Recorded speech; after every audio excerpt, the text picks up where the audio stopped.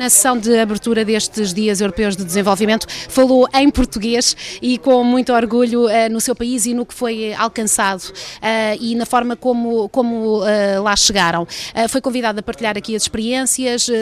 José Manuel Durão Barroso disse que Cabo Verde vai ser também o país convidado, ao que sei, na Cimeira Europa-África. Às vezes Cabo Verde não se cansa de ser um país exemplar? A exemplaridade de Cabo Verde é um recurso estratégico para o nosso desenvolvimento. Eu costumo dizer que a boa governação é o nosso petróleo. Cabo Verde, sendo um pequeno país desprovido de recursos naturais tradicionais, deve poder estar na linha da frente em quase tudo. Boa governação, rigor e transparência na gestão da coisa pública, aprofundamento das liberdades, consolidação do Estado de Direito Democrático, etc., para podermos mobilizar todas as energias da nação global cabo-verdiana, das ilhas e da diáspora, para o desenvolvimento global do nosso país. Passar de um país menos avançado para um país de desenvolvimento médio é um orgulho confessado, mas foi também um grande desafio, tem sido um grande desafio. Tem sido um grande desafio fazer esta transição, porque deixaremos de ter ajuda concessional, haverá uma forte redução de apoios ao desenvolvimento de Cabo Verde, mas constitui um desafio porque temos de construir fatores de competitividade, inovar, aumentar a eficiência da nossa economia, aumentar a produtividade das nossas empresas, para podermos competir e conquistar novos mercados, criar dinâmicas de crescimento e gerar empregos e o desenvolvimento do país. É isso que nós temos feito, um trabalho árduo de todos os dias, de sol a sol, para enfrentar os desafios que resultam deste processo de transição. O Sr. Primeiro-Ministro foi uma das vozes africanas que aqui em Bruxelas afirmou a necessidade dos africanos tomarem responsabilidade pelo seu próprio destino e definirem as suas prioridades. Falou-se também deste consenso que a União Africana está a tentar. Está otimista em relação a um consenso ao nível do continente? Estou absolutamente otimista. A África está a reerguer-se. A África tem preocupações em relação ao seu próprio futuro, ao seu próprio desenvolvimento. Há novas lideranças no continente africano. Neste momento é construir um consenso alargado sobre a visão do futuro da África no horizonte de 2030 e trabalharmos para que a África possa afirmar-se rumo ao desenvolvimento. O desenvolvimento é, antes de mais, responsabilidade dos africanos e dos seus líderes. Tem de definir a visão, assumir claramente as suas responsabilidades e mobilizar parcerias num quadro de ganhos mútuos para o desenvolvimento do continente africano. Cabo Verde parece estar numa luta contra muitos nesta questão da infraestruturação e da dívida que a muitos preocupa e que leva à pressão mesmo de instituições internacionais. Mas o governo cabo-verdiano segue o seu caminho, dizendo que este de facto é o rumo que quer seguir e que precisa. Claro, nós não podemos exigir a Cabo Verde o mesmo que nós exigimos a países altamente desenvolvidos. Cabo Verde está a fazer o take-off, está a levantar voo. Este é o momento que o país precisa de mais combustível e de mais cuidados. Não é este o momento que devemos retirar o combustível e afrouxar os cuidados em relação ao voo que nós teremos de fazer. Há outros países que estão em pleno voo, em velocidade de cruzeiro. Apesar das turbulências, já estão a voar há muito tempo. Nós não, nós estamos a arrancar, nós estamos a fazer o take-off e não podemos ter os mesmos parâmetros, os mesmos padrões de avaliação de países altamente desenvolvidos. Daí a necessidade de termos recursos, desde que esses recursos sejam aplicados em investimentos no futuro, ou seja, em construção de fatores de competitividade para a economia possa crescer e para podermos ganhar os desafios. É esta a perspectiva de Cabo Verde. Não é uma dívida a qualquer preço, não é uma dívida para o funcionamento do Estado, é uma dívida para investirmos em infraestruturas, na capacitação dos recursos humanos, na densificação do setor privado, ou seja, um investimento forte no futuro. E mais do que isso, não é uma dívida ao mercado, como acontece com vários países do mundo, é uma dívida concessional de longo prazo, com juros baixíssimos de cerca de 1%, e tínhamos neste período de transição do país, menos avançado a país, de rendimento médio, aproveitar esta janela de oportunidade, aproveitar recursos a custos baixíssimos, para desenvolvermos o país.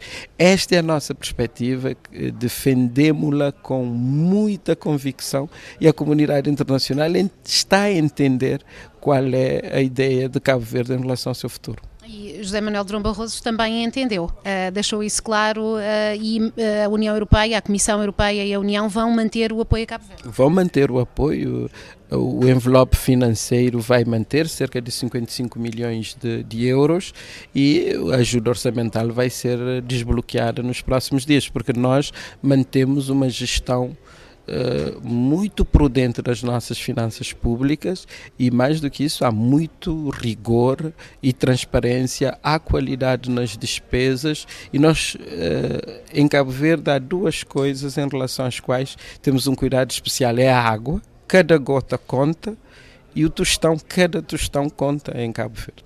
E a partir daí temos a confiança dos nossos parceiros e estamos a trabalhar para que Cabo Verde continue a enfrentar com muito sucesso os desafios que derivam desta crise internacional, que é a maior crise dos últimos 75 anos. E que vai também atrapalhar um pouco os planos de Cabo Verde, muito. Claro, os impactos já se fazem sentir quando a crise atinge países desenvolvidos, as grandes potências mundiais, não precisamos saber qual é o impacto desta crise num pequeno país como Cabo Verde, com todas as suas vulnerabilidades. Portanto, o impacto é enorme, mas aqui é preciso sabermos, com criatividade, com inovação, fazer face aos impactos desta crise.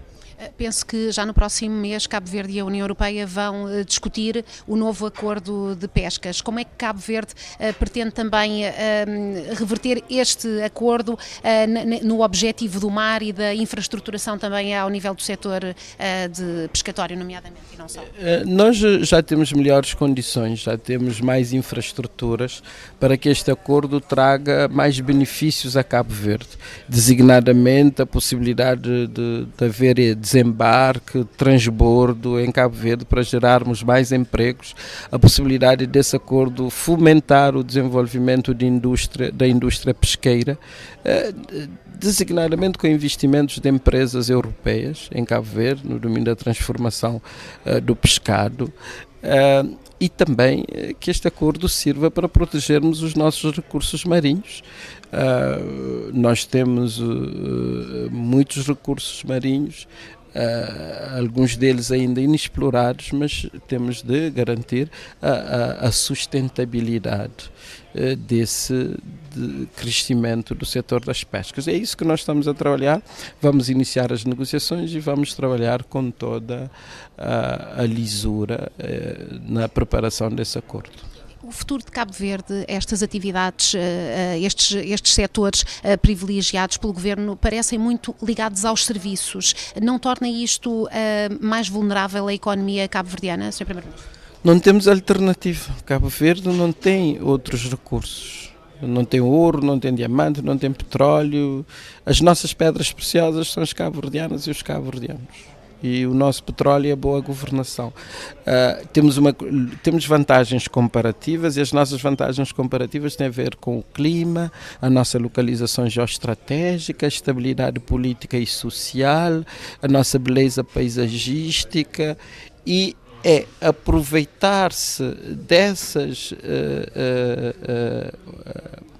vantagens comparativas e transformá-las em fontes de vantagens competitivas. E só temos uma alternativa: é Cabo Verde ser um centro internacional de prestação de serviços e uma básica logística de apoio às pescas.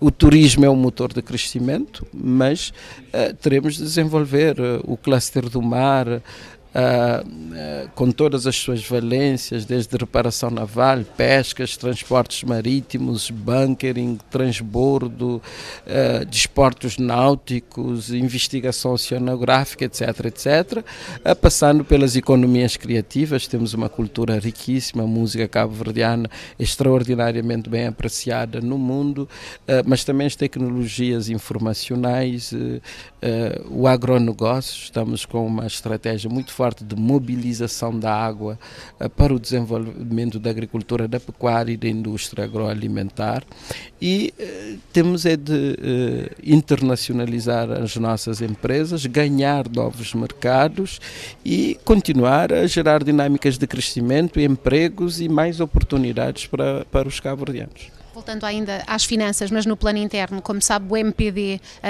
tem contestado muito, voltou a afirmar esta semana que não acredita que a dívida esteja aos níveis que o Governo apresenta, e propôs, ao que sei, um pacto de regime. Como é que o Sr. Primeiro-Ministro encara estas dúvidas do principal partido da oposição? Só fazem parte da dinâmica política em democracia. Nós apresentamos os dados que são monitorados pelo Fundo Monetário Internacional, de modo que não há como fugir aos dados que foram colocados sobre a mesa. Por outro lado, quanto ao pacto de regime, o MPD vem com 13 anos de atraso. Desde 2001 tenho insistido na necessidade de haver um amplo consenso entre as forças políticas para podermos gerir alguns dossiês importantes que têm a ver com desígnios nacionais, designadamente as relações internacionais.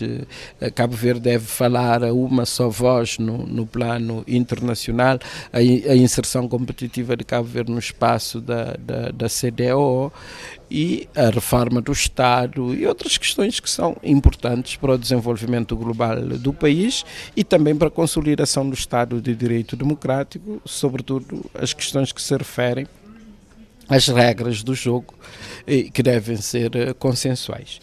De todo modo, vamos ver quais são as propostas que o MPD tem, e em função das propostas nós podemos discuti-las e analisá-las, e há a total abertura do Governo no sentido de encontrarmos os consensos necessários sobre os principais desígnios nacionais.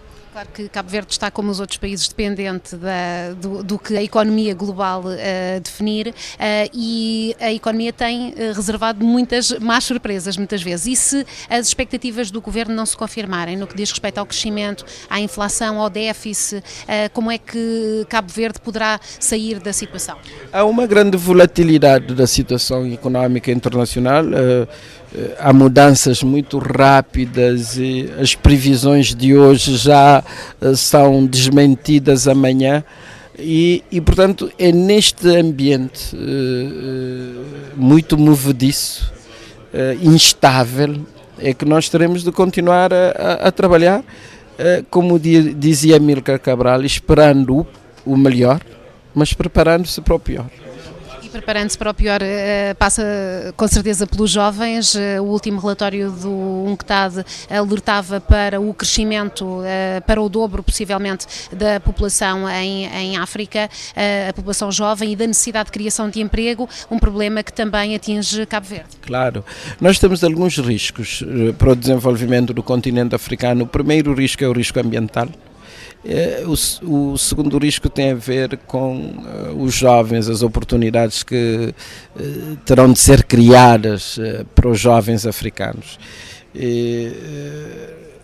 o essencial é o crescimento da África, o crescimento dos nossos países, para podermos criar oportunidades e traduzir esse crescimento em desenvolvimento. E é nessa linha que nós estamos a trabalhar. Nós estamos determinados a fazer o voo, independentemente da velocidade do vento contrário ou das turbulências que nós possamos encontrar pelo caminho. Vamos continuar a trabalhar determinados, decididos, sabendo que não será fácil, que haverá muitos pedregulhos, haverá muita turbulência, haverá muitos obstáculos, muitas dificuldades, mas temos de continuar a trabalhar, não temos alternativa.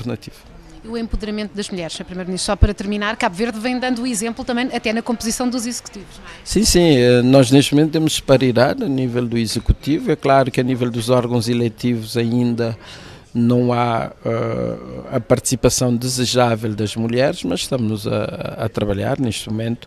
Há um forte empoderamento das mulheres, em vários domínios há até uma participação maior das mulheres, de modo que continuamos a trabalhar para haver em Cabo Verde a igualdade e a equidade de género e haver uma participação comum dos homens e das mulheres no processo global de desenvolvimento do país.